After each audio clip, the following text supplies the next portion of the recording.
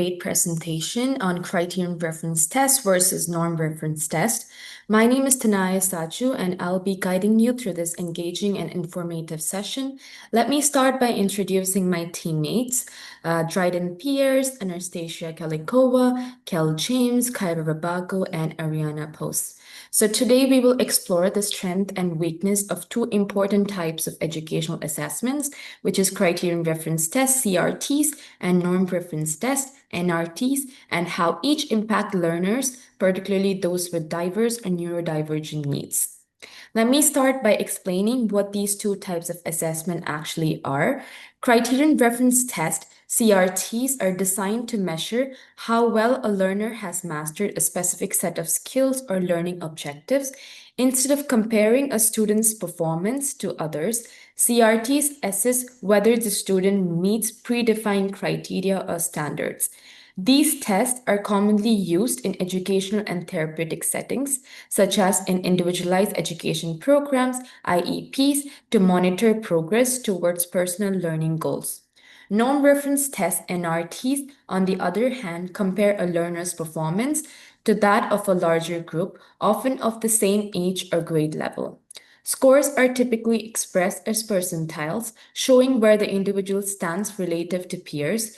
These are often used for large-scale evaluations, such as standardized testing or eligibility for certain services. Both types of assessments aim to identify where a learner may need additional support in academic areas like reading, writing, or mathematics. However, the key difference lies in their focus, which is CRT emphasize mastery of content, helping educators see whether learning goals are achieved, and NRTs emphasize comparison, helping systems see how learners perform relative to others. This foundational understanding sets the stage for our debate, where my teammates will discuss which approach better supports educational fairness, inclusivity, and meaningful assessment for diverse learners. Now, I would like to hand over to Dryden to speak on behalf of the norm reference test. All right. The proposition side, we will be talking about the strengths of normative reference tests. Normative reference testing shares comparable results across test takers, locations, and time periods. As common example, think of the SAT test or other standardized tests in other countries.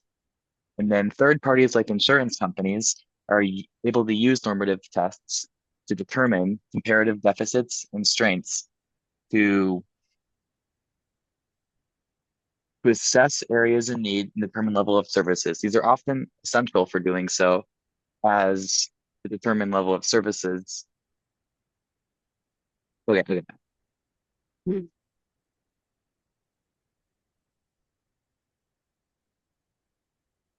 Right. These are often essential for insurance companies to determine the level of need and services in comparison to other groups. Normative reference tests can also be used as a reference of normative behaviors across various cultures. They can identify differences between groups. Uses of normative reference tests include comparison to same-age peers to place testers in percentile ranks, simplify scores. Scores are digestible for parents, guardians, and other involved parties.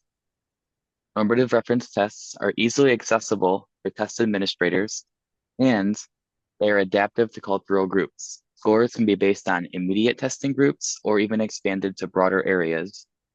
And normative reference tests are also widely accepted and funded through schools and are quick to access results. They're quick to access results. And then for the first point in the pro side for norm reference test, norm reference testing ensures comparable results across test takers, locations, and time periods. When a learner completes a norm reference test, they are scored based on a percentile rank in comparison to other learners that help identify learners that may need extra supports in comparison to peers. So for example, back to the insurance point, an insurance company would essentially require a normative reference test in order to determine whether services may be applicable at all. And the results of these tests are also simpler to explain to parents, caregivers, teachers, stakeholders, and other involved parties, and they give an idea of where the learner needs the most support. For the next point, I'll hand this off to Kel for point two in the strengths of normative reference tests. So for point two, we're going to talk about third parties, which are insurance companies. They determine comparative deficits and levels of need to make a decision on services. Comparative deficits to peer groups are essential for insurance companies and other funders to determine level of need in services. Normative assessments also have the potential to identify a broader range of deficits due to the lack of specificity compared to criterion. This can potentially assist in finding a broader range of deficits that may necessitate treatment. The use of data engines enable insurers to generate insight and improve underwriting and price decision making. Insurers that become driven benefit from using normative or comparative data to predict risk. Most importantly, norm reference tests can identify whether someone has significant delays compared to peer group, which is essential to beginning the conversation for beginning services. And now I'm going to go over to our third point. When we're norm testing, it's usually applied across cultures, and it has a big effect on cultural education and social factors that influence the skill development and behavioral norms. Different groups of people may have variations in relative skills strengths depending on a lot of factors such as cultural importance, emphasis on skills and upbringing, and education access. This can provide context in the sense of recommending services. Norm reference tests within cultural groups can identify where deficits actually occur on a disorder level for purposes of treatment necessity. Now we're going to talk about advantages versus limitations of norm reference testing, and I'm going to pass that on to Ariane. All right, so this slide essentially sums up the information presented on the previous slides, of which we will review right now. So the advantages of norm reference tests would include they allow for same age or same grade comparisons across test takers. So this would allow for relevant third parties such as parents, caregivers, teachers, administrative staff, and others who are involved in the learner's development. This would give them an idea of where they might struggle and where they might exceed. Another advantage would be being able to identify deficits in academic, cognitive, and social areas. So these tests are not limited only to academics, they are also acknowledging cognitive and social areas that are needed to improve. Another advantage would be it's adaptive to group progress, so it measures learners as a whole as opposed to individualized, which we'll get to that in a little bit. Another advantage includes like the deficits and strengths are highlighted, and as well as it is useful in broad education settings such as schools and colleges. Now we're moving on to the limitations. Test taker differentiation is not quite acknowledged. As I mentioned before, these tests measure the whole performance as opposed to individualized performance, so there will naturally be some outliers. And another limitation would be broad generalizations may not be applicable per student. Another one is mastery criteria are not applicable. Student-specific instructions on how to achieve improved outcomes are not provided. So, like we mentioned before, generalized feedback may not be useful in student-centered progress or IEP development. And now we will move on to slide 8, comparing criterion referenced and norm reference tests. So to begin, criterion reference tests use a predetermined set of standards or criteria to determine whether the learner met the mastery criteria of certain skills. So as I mentioned before, this assessment can be used in educational and therapeutic intervention settings, and it aids in guiding instruction as well as IEP development. And a good example of this is reading fluency checklist. In comparison, norm reference tests compare learners' performance to other test takers in a localized region, such as multiple schools within a school district. These tests can take raw data from each learner's score and rank it in comparison to other scores from same age or same grade level learners. Now, in educational settings, norm reference tests typically occur at a large scale. So, for example, across schools within a school district. And an example of that would be the SAT or the ACT.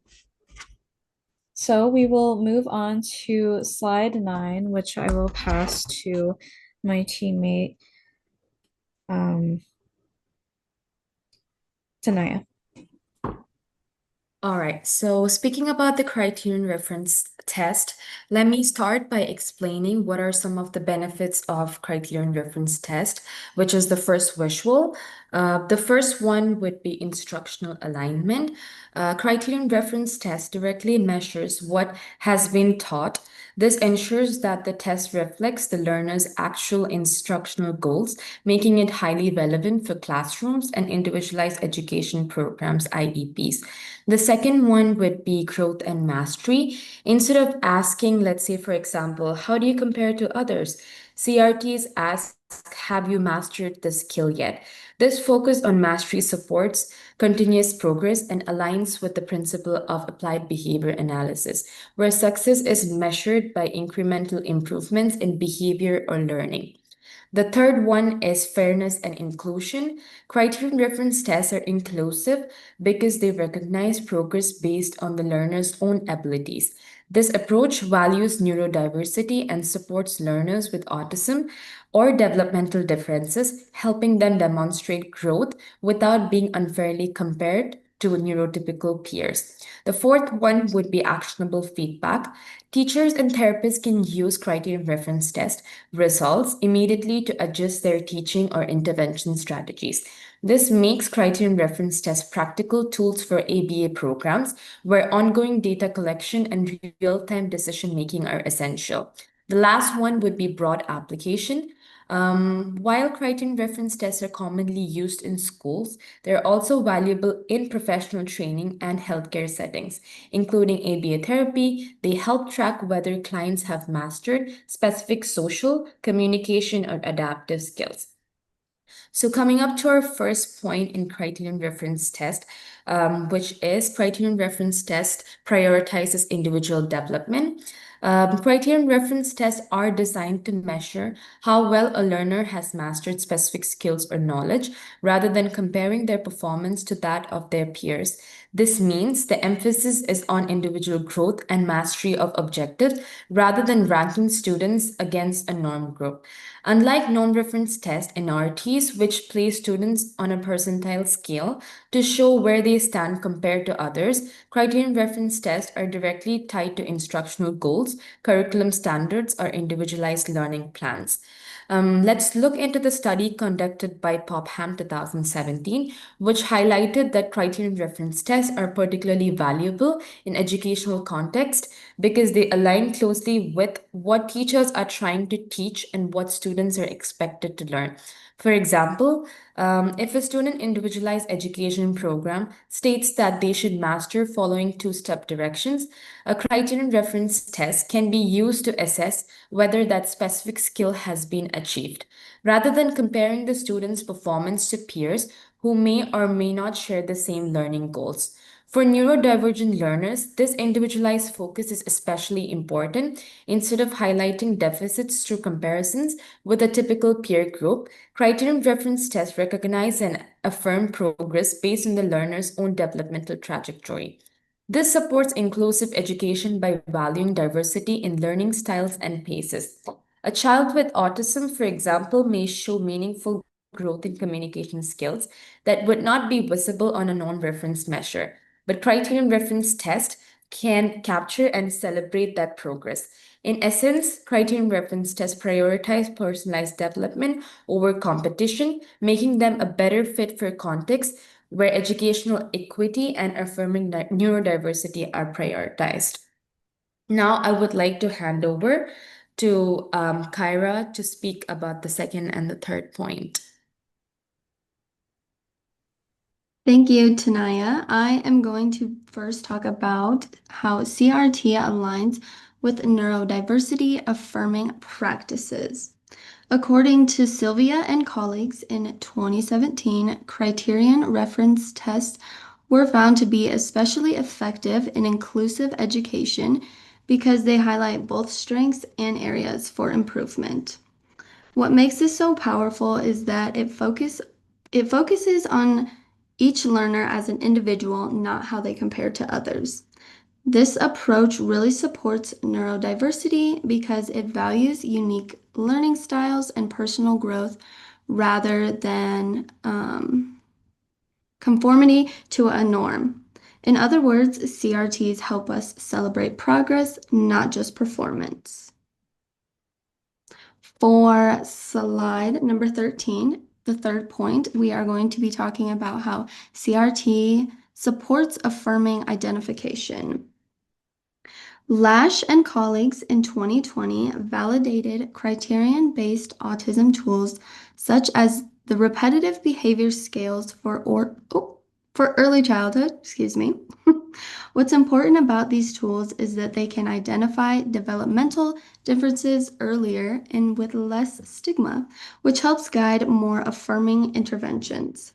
Similarly, Hirschenberger and colleagues in 1987 emphasizes how CRTs support competency-based behavior modification, where the focus is on mastering meaningful skills. Together, these findings show that CRTs provide clear, objective evidence of real progress, helping us recognize ability, not just disability. Next, I am going to hand it over to Kel to talk about counter arguments for NRTs. So counter arguments for NSTs. Point one, the lack of culturally adaptive assessments in CRTs. That's basically saying individuals might be unfairly disadvantaged because test content does not reflect the cultural realities. Point two, CRT can potentially lead to biases in identifying deficits due to narrow scope. Example would be labeling an individual as below standard. And point three, it could make it difficult to see differences between students / for a fact. This can make it hard to distinguish levels of advantage performances.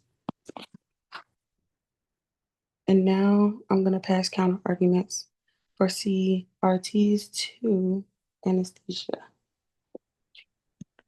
So, I'm going to respond to a few common criticisms and explain why CRTs can be a fairer and more meaningful way to measure learning, especially for neurodivergent students. One of the biggest arguments people make against CRTs is that norm reference tests are better because they make it easy to compare students across schools, places, or even over time. But comparability doesn't automatically mean fairness. According to Laval and colleagues in 2022, people with neurodevelopmental conditions are underrepresented in those norm groups. So if the average doesn't actually reflect everyone, then the comparisons are already biased. CRTs take a different approach. Instead of comparing students to some arbitrary average, CRTs look at whether the learner has mastered meaningful skills, which are skills that actually matter in real life. That makes them much more inclusive and fair. Another common criticism is that CRTs have too narrow of a focus because they're tied to specific instructional goals or IEPs. Some say that means they might miss other strengths a student has. But honestly, that focus is exactly what makes CRTs useful. Because they're linked directly to the student goals, they give a clear picture of real progress. We're not testing random or unrelated things just to fill a score sheet. We're measuring growth on what actually matters to that learner. For neurodivergent students, that's a big deal. It means their success is measured against their own goals, not against a typical standard that might not fit their experience. The last argument I'll touch on is that CRTs put too much emphasis on step-by-step mastery, which critics say can slow down exposure to broader or more advanced material. Some might worry it might make students feel behind. But focusing on mastery isn't a bad thing, it's actually what helps build confidence and real understanding. For neurodivergent learners, especially, that step by step structure lets them move at their own pace without being rushed through content they don't fully grasp yet. So instead of seeing mastery as holding students back, we should see it as helping them build strong foundations that lead to long term success. And now I'm going to pass it on to Ariana to discuss potential biases for norm reference tests. So, some potential biases for norm reference tests include the floor effect, which is essentially when a test is too difficult for the majority of participants, which causes a large number of them to score near or at the lowest possible score. So, for particularly disabled people, scores can be concentrated at the bottom of a normative scale, and this can make it difficult to notice incremental improvements that may actually be occurring. Now, on the professional and personal level, this may make cause for blanket or one size fit all treatments, and it can possibly skew the scores as well. Now, another potential bias for these tests includes comparison to peers. So, particularly for stakeholders or relevant third parties, utilizing normative reference tests exclusively can downplay individual progress and put too much of an emphasis on potentially unrealistic peer comparisons and goals. So, tying this back into the floor effect, disabled individuals, people on the spectrum, um, they can they may be outliers in comparison to their peers, and this could either dramatically emphasize their deficits, even though they are not as bad as they might be that might be shown on their scores, or they might need more supports than their scores let on. Those are just a couple of the biases. Now I will turn to Kel for potential biases for criterion reference tests. So potential biases for a criterion reference test. First, we have confirmation biases. The assessor might already believe the student will do well or poorly, and that expectation can unconsciously affect how they interpret borderline response. Then we have point two, the halo effect. If the child is strong in one area, the assessor might unintentionally rate other areas more positively, even when the child hasn't met the exact criterion, and vice versa.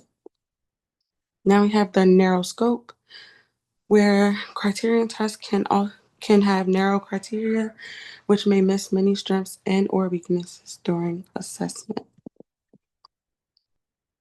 And now I'm gonna let this be wrapped up by Tanea. All right. As we come towards the end of our debate presentation, we would say like both criterion reference test, CRTs, and norm reference test, NRTs, play a valuable role in assessing learner performance. However, each has its own strength, limitations, and potential biases. Non-reference tests are useful for establishing comparisons across populations, time, and settings. They help identify broader trends and can guide policy decisions or eligibility for services. Yet they also carry biases such as floor effect and comparison towards other peers because the norm group often excludes or underrepresents neurodivergent and culturally diverse individuals.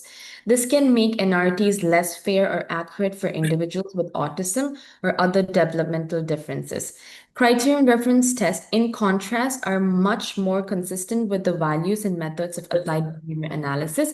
In ABA, progress is measured by individual skill acquisition, observable behavior change, and mastery of specific measurable goals, not by comparing clients to others. CRTs align perfectly with this model because they evaluate whether the individual has mastered a clearly defined skill such as initiating a request, waiting appropriately, or following a direction.